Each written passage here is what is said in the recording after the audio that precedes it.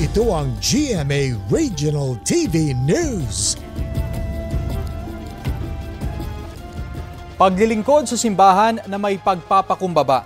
Yan daw ang iniwang inspirasyon ni Pope Francis sa isang Dagupenyo na nagsilbing isa sa mga official photographer noon ng Santo Papa.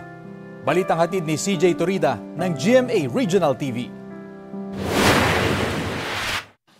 Mula sa 4,000 aplikante, isa lamang ang tubong Dagupan City na si Glenn Munoz Lopez sa 23 pinalad na maging official photographer sa pagbisita ni Pope Francis sa bansa noong January 2015. Mahigit isang dekada na ang nakalipas pero sariwa pa rin sa alaala ni Glenn ang kanyang close encounter sa Santo Papa. I was so starstruck talaga na hindi ko namalayan na photographer pala ako. So, Hindi ko siya nakunan. So talagang walang paglagpas niya doon ko na-realize na ay photographer pala ako. Ito ang winning shot ni Glenn kay Pope Francis at isa lamang ito sa mga kuha niyang larawan na nalathala sa libro tungkol sa pagbisita ng Santo Papa sa bansa. At ito na rin ang nakadisplay ngayon sa altar ng St. John the Evangelist Cathedral. Pahirapan daw ang pagkuha niya sa larawan dahil kadalasan sa crowd nakatingin ang Santo Papa kung saan wala siya roon. Pero kahit nakapwesto sa kakaunting crowd, nadiskartehan ni Glenn ang kuha sa kanyang kamera. So I have no choice, sumigaw talaga ako.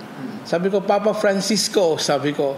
Tapos timing, narinig niya yung boses ko, lumingon siya. So nakita niya ako, parang nagka-eye to eye kami, then he make a sign of a cross. 9 na beses daw na nakita ni Glenn ang Santo Papa sa pagbisita niya sa bansa. Dama raw niya ang kabanalan ni Pope Francis na tila ba naghahatid ng positive energy sa kanya. Sa pagpanaw ni Pope Francis, naiwan sa puso ni Glenn ang simbolo ng kababaang loob na taglay niya ngayon sa kanyang paninilbihan sa simbahan. Naging inspiration ko siya na serving the church with all dedication and devotion.